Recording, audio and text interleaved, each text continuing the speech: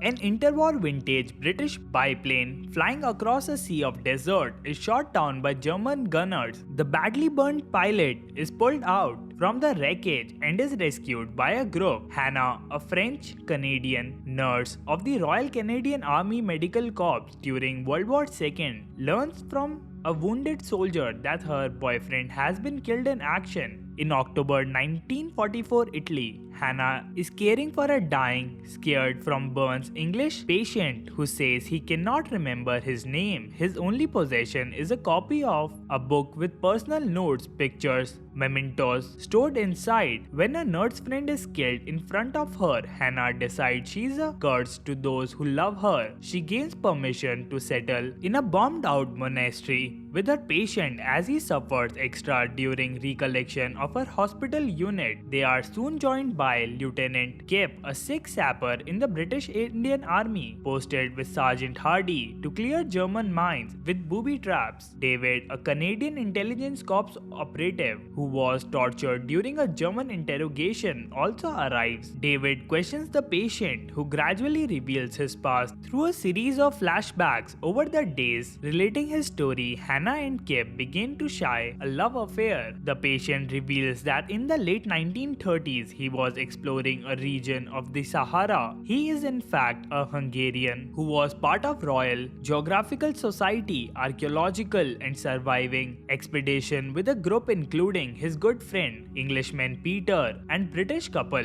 who own a plane and contribute with aerial surveys. They discover the Cape of Swimmers, an ancient site of cave paintings. The group begin to document their find, during which he fall in love. He writes about her in notes folded into his book, which Catherine discovers when he awkwardly accepts her offer of 2 watercolors she has painted of the cave imaginary and asks her to paste them into the book. The two begin an affair on their return, while the group arranges for more detailed archaeological surveys of the cave and the surrounding area. He buys her a silver thimble as a gift. Some months later, Catherine abruptly ends their affair from fear of her husband finding it out. Shortly afterward, the archaeological projects are halted due to the onset of the war. David reveals that he has been seeking revenge for his injuries and has killed the German interrogator who cut off his thumb and the spy who identified him, but has been searching for the man who provided maps to the Germans, allowing them to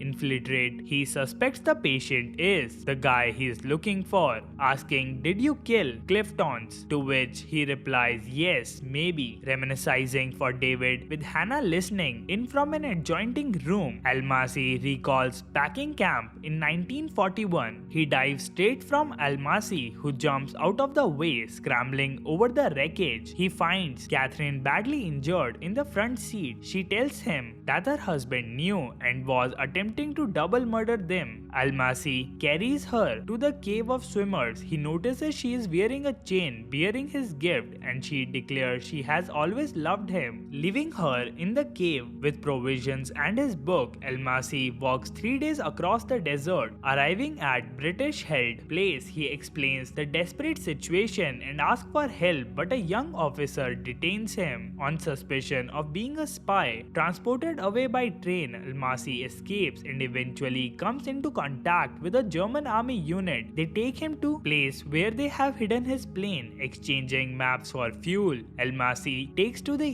air and finally reaches the cave where he confirms that Catherine has died. He carries her body to the plane and he is burned when shot down, connecting to the start of the movie. After hearing the story, David gives up his quest for revenge. Kip is reposted once he has cleared the area of explosives. He and Hannah agree they will meet again, later pushing several vials of morphine towards Hannah. Almasi tells her he has had enough. Though visibly upset, she grants his wish and administers a lethal dose. As he drifts to sleep, she reads him Catherine's final letter written to Almasi while she was alone in the cave. The next morning, David returns with a friend and they get a lift. Hannah holds Almasi's book tightly as they ride away. I hope you enjoyed the video. Let us know in the comment section below which movie you want us to recap next. As always, until the next time.